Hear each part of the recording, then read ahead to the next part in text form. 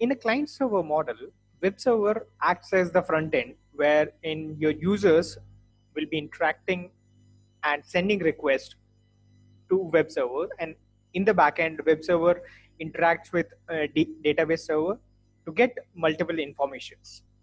So in this specific demo, I'm going to show you how you can deploy a two-tiered architecture in AWS using Terraform. Let's get started.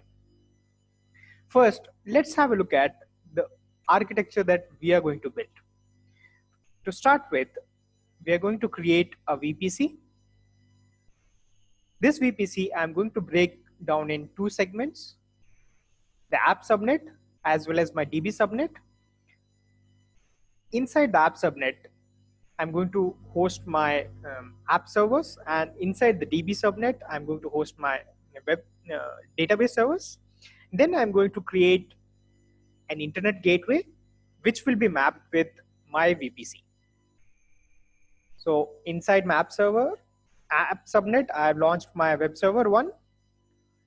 Inside DB subnet, it is DB server 1. And both of these subnets, you can choose the specific availability zone in which you want to launch it. And post this, I'm going to create a routing table so that the server which I'm hosting, the web server which I'm hosting in my app subnet will have connectivity towards internet. So within this routing table, I will be adding a default route, pointing it to my internet gateway, and then I'm going to attach this specific routing table to my app subnet. So that association has to be done. And the moment I associate this, my app subnet will be getting connected towards my internet gateway and will be able to reach to internet. Any server which I launch within this specific subnet will be having a reachability towards internet. After this, we will also see, or we need a communication between the subnets which are present inside my VPC. So the moment we create a VPC, there will be a main default routing table also created, which takes care of local routing. So this specific main routing table will be associated with your DB subnet. Once all of this configuration is done, in order to protect my web servers or database servers, I'm going to launch security groups, wherein I am going to define the different ports which need to be opened up to outside world. Maybe, for example, the internet users are going to access my web server on port 80 or maybe port 443. So all those ports I can define in my security group. So with respect to app subnet, I'm going to create a subnet as app_sg, which will be attached to the NIC of my web server 1. And similarly, with respect to DB subnet, I'm going to create a subnet, a security group, which will be attached to my database server. So now that we have got a pretty basic idea of the architecture that we are going to build, let's jump into the code.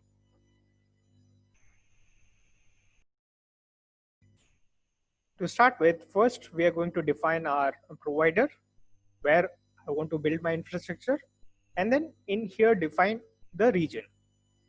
Then I'll start defining the VPC.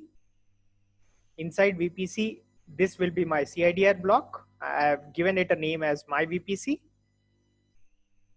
Then I'm going to divide this VPC in two different subnets. One is my app subnet.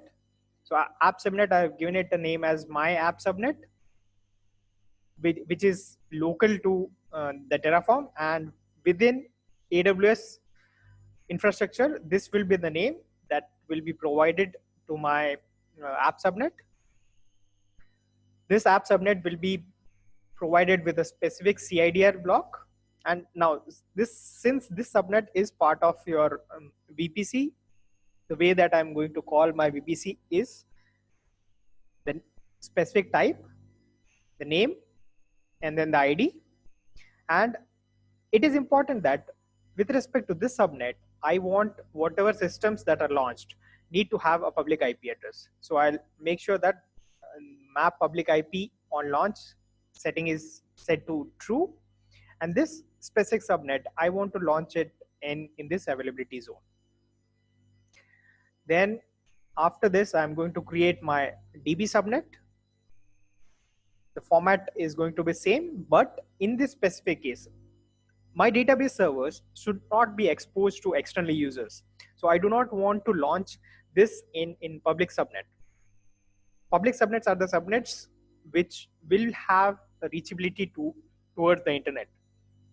Users from internet can access the server as well as vice versa.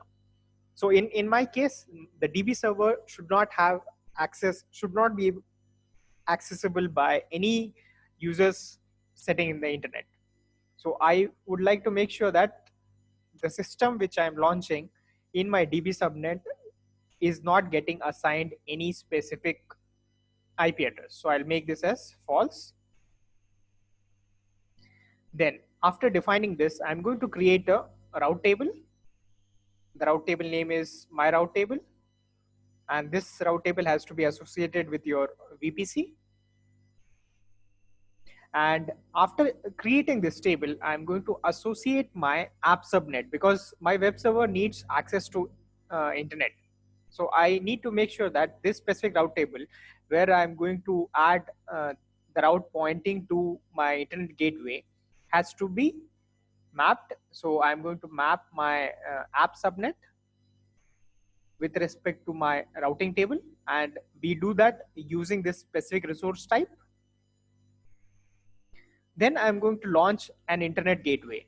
The main purpose of internet gateway is for my web server to be connected to the internet. So this will be given a name as my IG_IGW.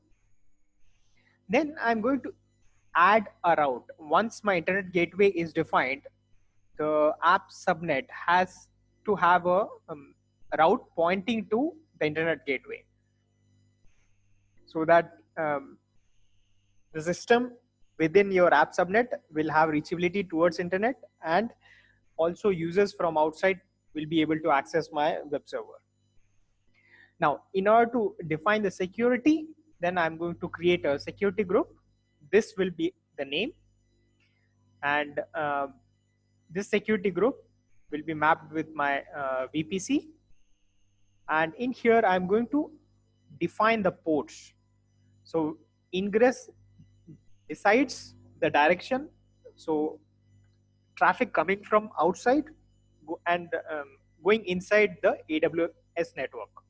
So I want to open port 80, and then I also for administrative purpose, I want to allow port 22, and this is for the outside connectivity from the internet, from the web server going out to internet. So I want to allow that as well. Now coming to the security group for DB, this is something interesting because in here I want my database server to be able to receive requests on specific defined ports. So for which I am going to define the port as, since I'm using MySQL, so the port which needs to be allowed is 3306. Now in here, the difference that you see between DB security group and your app security group is, in here you see I've used CIDR block which says 000, which is what I'm allowing or denying based on a specific IP address. But in here, you see I have mapped the rule with respect to ingress and defined or given the ID of my app security group. Let me just show you in the console what I'm trying to say. So when you create, if we go to AWS console, if we go to our VPC,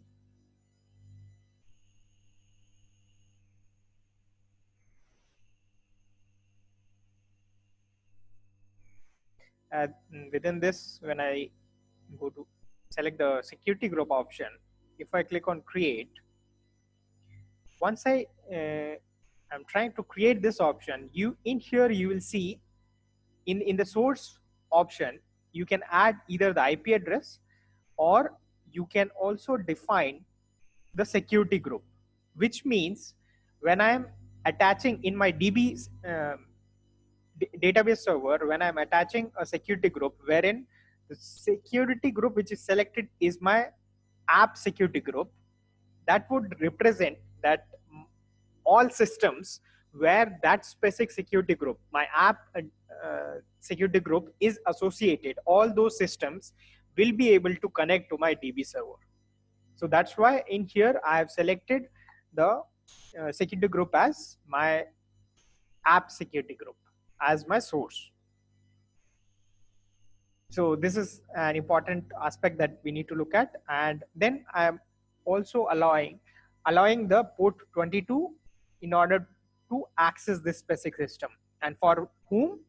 Again, this only has to be allowed from my app server itself.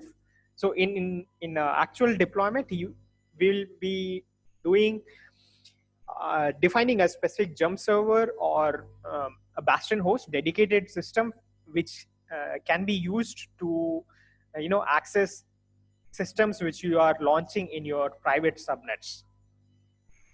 And then this for egress, I'm allowing the outbound traffic. Now in order to launch and be able to access the system, I have to create a key. So I'm going to create a key using this private key. This we have already seen in the previous videos as well. So with respect to this key pair, then I'm going to define this public key and save this in a local file named as webkey.pem, which I'm going to use to log into my instance. Now, coming to the segment where I'm creating my web instance. So in my specific demo, I'm going to use AMI ID, which is for WordPress. Now, it is an important choice when you are creating your instance and selecting the specific AMI ID. You need to make sure that the region where you are trying to launch. So for example, I'm trying to launch this in AP South 1. So in this specific AP South 1 region, which represents Mumbai, if I look for my web server instance, let's say this specific AMI ID,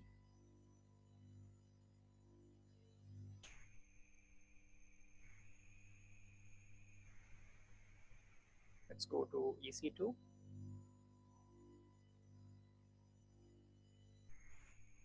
Instances, launch an instance.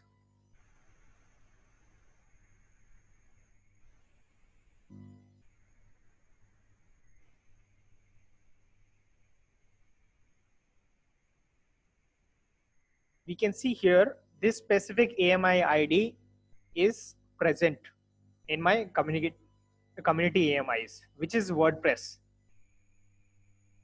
So you can even choose a EC2 instance, Amazon EC2 instance, and then on top of it, you can install WordPress as well.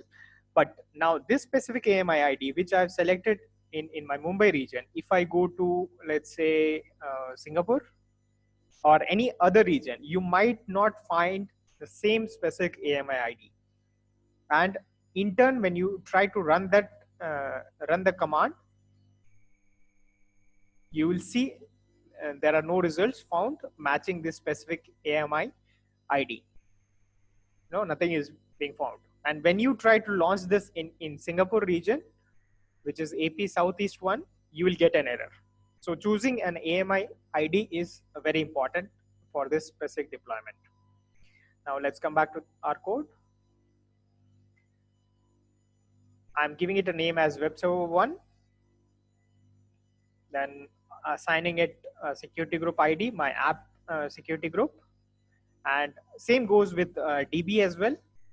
You're choosing the AMI ID is important. I'm giving it a name as DB server 1 and associating my security group, which is DB segment. Now, after the instance is launched, I want to log into my instance to send my key. So for example, if I plan to log into my DB server, but my DB server is in a private subnet, from outside world I will not be able to log into my DB server. So for that, what I'm trying to do is, we know that in order to log into the instance, we have to use a private key. So that private key, I'm transferring it to my EC2 web server instance, and then from web server instance, I'm going to make use of that key to log into my DB server. And that is what this specific provisioner command is doing, wherein I'm using SCP, and this specific part which you see, if you don't do this, it is like the host key check, wherein when we try to do SSH for the first time, it will be asking to save the fingerprint, save the host key. If you don't do this, then this specific code will keep on running, and in turn at the end you have to stop the code using Control-C, and it will give an error. So in order to avoid that host key check, I've selected this option, and then I'm using this specific key to transfer this file. This is my file which will be downloaded on my local system after the key is created, and I'm using Bitnami, which is the username for my web instance which is going to be launched, and at is, then this specific part will be my IP address, and where I want to transfer this file. I want to transfer this in my home directory, home Bitnami, on my web server instance. And after this, finally, I'm going to test my web server if it is working fine or not. So let's go ahead and try to validate our code. Terraform validate.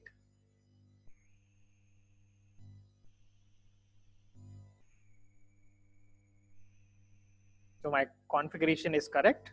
So now if, I will do my Terraform init to initialize, so that all plugins will get downloaded. After this, then I'm going to do Terraform plan. I'm going to save this in test.out file.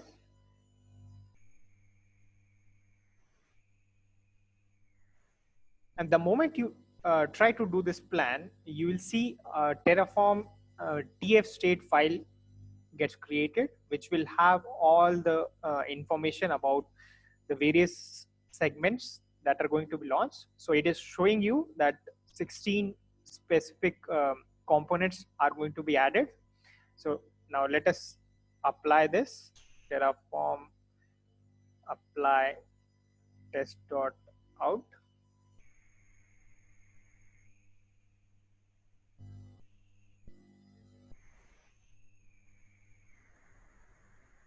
In here you can see now web key got created, and it got copied here to my local system. Now it is creating the route table, subnets, the security groups. It has started creating the web server instance. Then a DB instance is also getting created.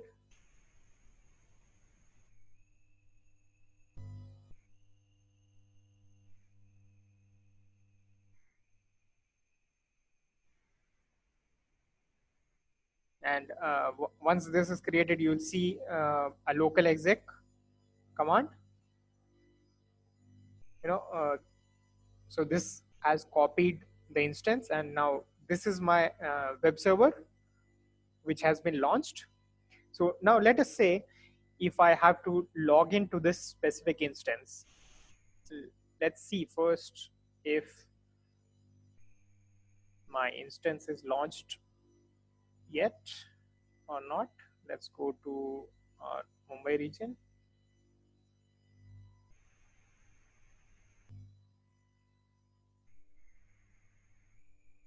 Let's cancel this. Let us check our instance.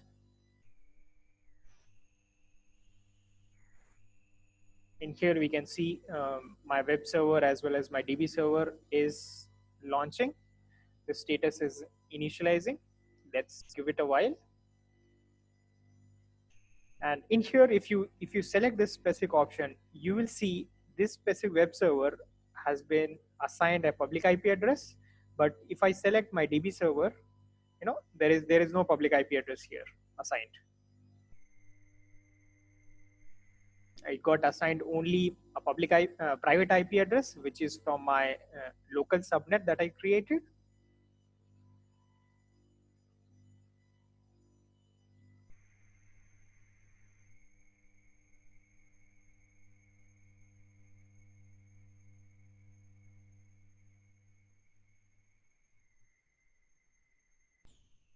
And after a while, if we see now both of my instances are launched successfully.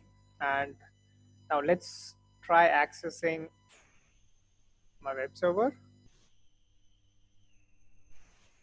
And we can see my WordPress is up and running.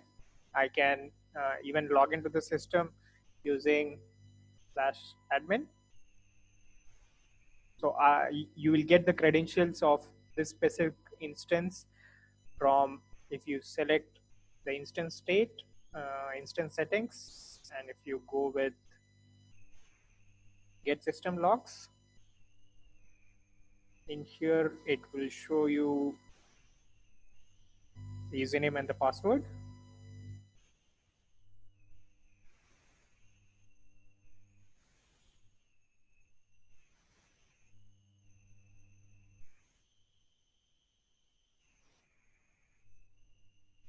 Now let us try to log in to this instance via SSH.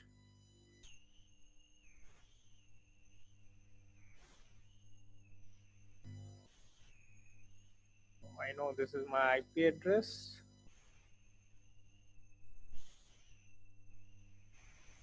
SSH -i web key. Bitnami is the username.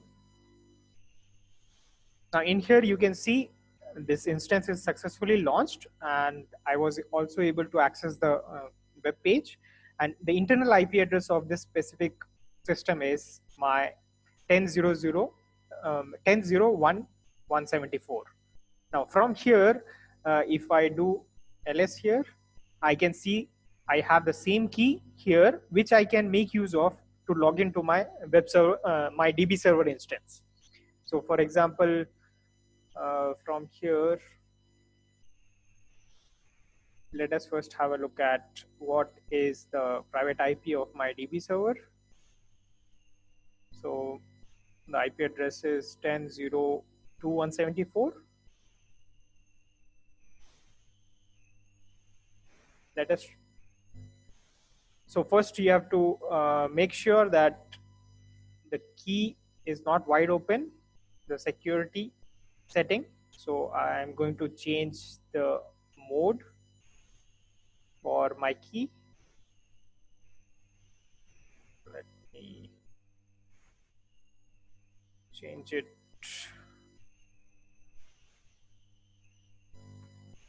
Now I'm going to use SSH,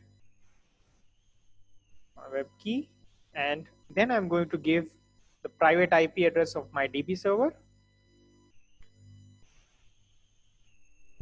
And I'm successfully able to log into my DB server as well, which is my, having my MySQL database. So from here you see 10.0.2.174.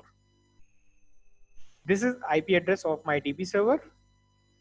If I quit from here, exit, this is IP address of my web server.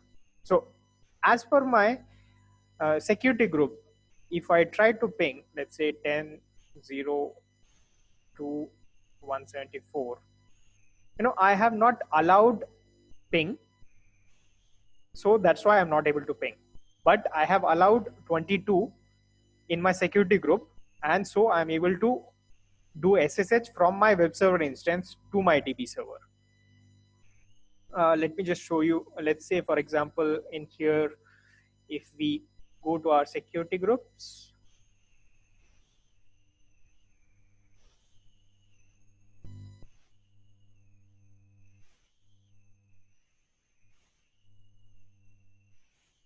and look for the DB server.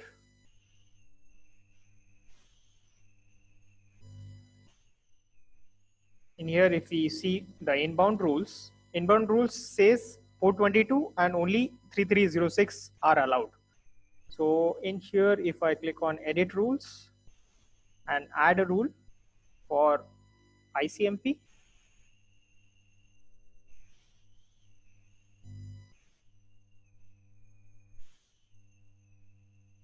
the source, I'm selecting my DB app segment, save the rules. So now if I go back and try doing a ping from my web server, I can see it is successful now. So this way we can control who has access to my web server or to my database server as well. So now, but the problem is from here, from my web server, I can reach to internet. I have internet access. I can do any patch updates to my web server, or I can connect from externally as well. But how about my DB server? If let's say let us connect again back to my DB server. So now I'm connected to my DB server. From here, if I try checking reachability towards internet, I don't have access to internet. So for this specific region, my DB server is hosted in a private subnet. I want to perform some patch. So I need to make sure that from this DB server, I am able to reach out to the internet to download some patch files or do some updates. But I do not want any external users to have access to my server. That's the main reason I have launched it in my private subnet. So this is the part which we will look at in my second part of this specific video. Till then, stay tuned. I hope this has been informative to you, and thank you for watching.